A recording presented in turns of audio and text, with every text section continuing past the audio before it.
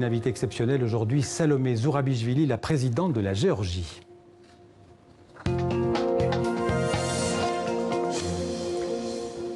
Bonjour Salomé Zourabichvili. Bonjour, Bienvenue sur années. TV5 Monde, merci d'être avec nous. On peut dire que vous avez un destin assez incroyable, je le raconte en quelques mots. Vous êtes né en France où votre famille avait trouvé refuge après l'occupation de la Géorgie par l'armée rouge soviétique. Vous faites vos études à Paris, vous vous lancez dans une carrière diplomatique. Les postes se succèdent, Rome, New York, Washington, Vienne, N'Djamena, Bruxelles, Paris à nouveau. Et puis en 2003, vous êtes nommée ambassadrice de France en Géorgie. C'est la première fois d'ailleurs que vous vivez réellement dans votre pays d'origine. En 2004, vous devenez la ministre des Affaires étrangères de Géorgie. Et puis vous entrez ensuite dans l'opposition. Vous devenez députée géorgienne en 2016. Et ensuite, vous vous présentez à la présidentielle en 2018 et vous êtes élue présidente au second tour avec plus de 59% des voix. Alors on va parler avec vous de la situation, bien sûr, dans votre pays, des relations difficiles, parfois avec le grand voisin russe. Mais d'abord, la Géorgie et l'Europe. Vous avez dit il y a quelques jours qu'après le Brexit, la Géorgie était prête à prendre la place du Royaume-Uni dans l'Union européenne. J'imagine que c'était une forme d'humour britannique.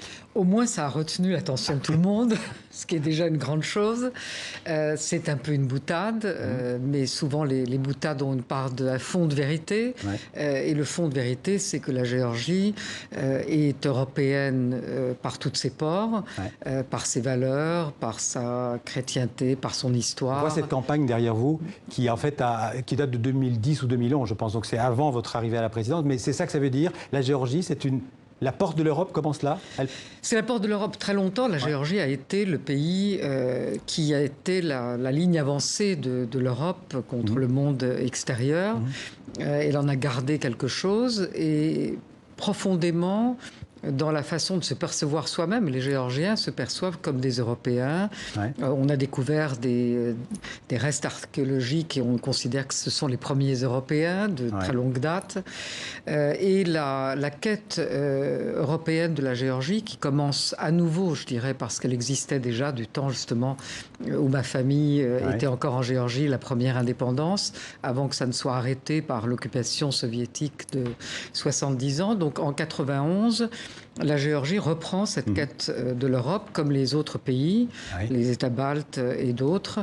D'abord, c'est un peu plus difficile, c'est un peu plus long. L'indépendance de l'URSS. Oui, 91, c'est le retour de l'indépendance, la réaffirmation de l'indépendance, et à nouveau cette quête de l'Europe. Et donc, nous avons progressé moins vite que les autres pour des raisons géographiques et d'environnement. Vous avez mentionné le grand voisin qui pèse encore plus sur nous que sur les pays baltes. Et la discussion sur la géographie, de savoir si la Géorgie est européenne ou pas, si elle passe après la Turquie ou pas. Aujourd'hui, le peuple géorgien et les autorités géorgiennes regardent plus vers l'Europe que vers l'Asie? Pas plus, ils ne regardent que vers l'Europe. L'Asie est un partenaire économique et nous sommes, encore une fois, sur cette voie qui rejoint l'Europe et l'Asie, le chemin de la soie, mais en termes de perception, en termes d'appartenance, 80% de la population géorgienne, dans tous les sondages depuis 1991, dit son besoin et sa volonté d'Europe. C'est l'unanimité des partis politiques. Personne ne dira qu'il y a une autre perspective pour la Géorgie. Tout est une question de temps. Oui. Ce qui veut dire qu'un jour, la Géorgie pourrait poser sa candidature à l'Union européenne? Moi, je vais vous dire très simplement, quand j'ai été... vous le rappeliez tout à l'heure, nommée ambassadrice de France en Géorgie, et que je m'inquiétais de savoir si la Géorgie rentrerait dans ce qui était alors la politique de voisinage de l'Union européenne. La réponse unanime de tous les gens que j'ai consultés avant de partir était « vous n'y pensez pas, ça ne se produira jamais ». Et puis la Géorgie est rentrée dans cette politique de voisinage un an après à peine. Elle est ensuite devenue un partenaire dans le partenariat oriental de l'Union européenne, puis membre associé, ce qui est extrêmement important, au même titre que l'Ukraine. Elle bénéficie aujourd'hui du visa de la libre circulation, de l'accord de libre-échange. Donc, d'une certaine façon, elle est déjà un pied dans l'Europe. La question, c'est de savoir quand est-ce qu'elle y mettra l'autre pied. Et moi, je suis persuadée que ça arrivera. Alors, parlons un petit peu de vos relations avec le grand voisin russe. Le grand voisin russe. La Géorgie, je le disais, donc faisait partie de l'URSS jusqu'en 91. En 2008, l'armée russe est rentrée en Géorgie. 2 régions géorgiennes, il faut le rappeler, l'Abkhazie et l'Ossétie du Sud, ont proclamé à ce moment-là leur indépendance. Est-ce que vous pensez, Madame la Présidente, que ces 2 régions redeviendront un jour géorgiennes? Se sont vues proclamer leur indépendance, oui, je dirais. Oui. Mais moi, là aussi, je suis persuadée que ça se produira un jour. Je pense que le monde actuel change très, très rapidement. Nous avons des exemples de ces réunifications. L'Allemagne est un grand exemple. Et là aussi, je me souviens...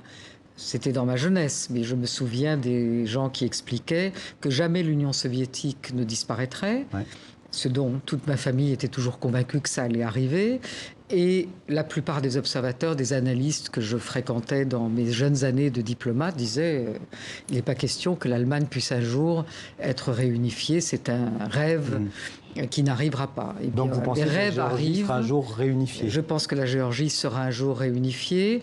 Et je pense que ce qui est important, c'est au-delà des aléas, au-delà des provocations qui existent sur la ligne d'occupation, des pressions constantes, garder son calme, ne pas céder à une escalade qui n'apporte rien à personne. On l'a vu, on a eu une expérience de cette guerre et c'est quelque chose qu'il ne faut pas reproduire. Il faut voir avec nos partenaires, c'est-à-dire l'Europe, c'est-à-dire les États-Unis, voir comment est-ce qu'on peut dépasser une situation qui est malsaine parce qu'elle se prolonge et que ça provoque des frustrations. Et on sait dans les autres crises combien les frustrations peuvent à certains moments déboucher sur des choses incontrôlables. Vous venez de parler des États-Unis. Est-ce que dans la configuration régionale, la Géorgie est un partenaire aussi stratégique pour les États-Unis? C'est un partenaire stratégique pour les États-Unis. Nous avons notre cheminement vers l'OTAN qui est en parallèle avec celui de l'Union européenne. C'est pas incompatible aujourd'hui? Avec l'Union européenne? Non, entre l'Union européenne d'un côté, l'OTAN de l'autre? Non, je pense qu'il n'y a pas d'incompatibilité, c'est parallèle, avec un peu les mêmes problèmes, c'est-à-dire que dans l'Union européenne, compte tenu de ce que sont aujourd'hui les opinions publiques, les problèmes de décision politique, le Brexit et d'autres problèmes internes à l'Union européenne et aux décideurs de l'Union européenne, nous savons qu'aujourd'hui, la question de statut doit être momentanément mise de côté au profit de progrès réels et substantiels. Avec le temps, c'est un peu la même chose pour d'autres raisons. La question de la décision politique de notre statut n'est pas à l'ordre du jour aujourd'hui. En revanche, nous avons fait beaucoup de progrès en termes de préparation de notre armée, de standardisation, de professionnalisation, d'interopérabilité, toutes choses qui améliorent de toute façon notre sécurité, notre défense. Et donc ce progrès, il est utile pour nous, il est utile pour être plus proche de nos partenaires. Le président Poutine a décrété dernièrement un embargo aérien et touristique contre la Géorgie. Plus d'avions et plus de touristes russes en Géorgie. C'est une décision lourde de conséquences pour la Géorgie. C'était lourd cet été. L'année dernière, nous avions 1,5 million touristes russes. Cette année, nous en avons moins, mais ils ont continué à venir malgré... Parce que l'embargo était uniquement aérien et les touristes, via la terre ou d'autres destinations aériennes, en passant par d'autres capitales, ont continué à venir parce qu'en réalité... Nous disposons, et j'incite les Européens à faire de même, d'un très grand instrument qui est la Géorgie elle-même, ses paysages, ses vins, et ça marche sur les Russes comme ça marche sur les Européens. Donc aujourd'hui, c'est un pays sûr, les touristes sont les bienvenus, qu'ils soient français ou... Alors je vais souligner une chose qui est très importante, c'est qu'avec le 1,5 million touristes russes venus l'an passé, et c'est une continuation, c'est pas la première année, alors que nous avons une guerre qui date d'il y a 11 ans, il n'y a pas eu le moindre incident répertorié. Alors, ce qui est vrai pour les touristes russes, l'est aussi pour les touristes iraniens, pour les touristes venus des Émirats, pour les très nombreux touristes israéliens qui sont très attachés à leur relation avec la Géorgie, qui est un vieux pays, où les Juifs de Géorgie qui étaient arrivés avec la première diaspora et les Géorgiens coexistent d'une façon qui est unique dans le monde. Et les touristes européens qui sont les derniers arrivés, mais sont les plus éblouis et on les attend en masse. Vous avez un patrimoine touristique important, très important, un culturel. Patrimoine archéologique. On a plus d'églises. On en a vu quelques-unes derrière vous pendant qu'on parlait. Qu'il n'y a de fromage en France, donc c'est important. Ça peut dire. On a surtout des paysages extraordinaires. Donc nous avons une grande campagne pour promouvoir le tourisme, dont je suis la VRP principale. Au-delà du tourisme, quels sont l'état des relations entre la France et la Géorgie? On pourrait encore les développer plus, notamment d'un point de vue économique. On peut les développer plus. C'était le but de ma venue au MEDEF et je remercie encore une fois d'avoir eu la possibilité d'avoir fait ce discours en ouverture de la session de cette année.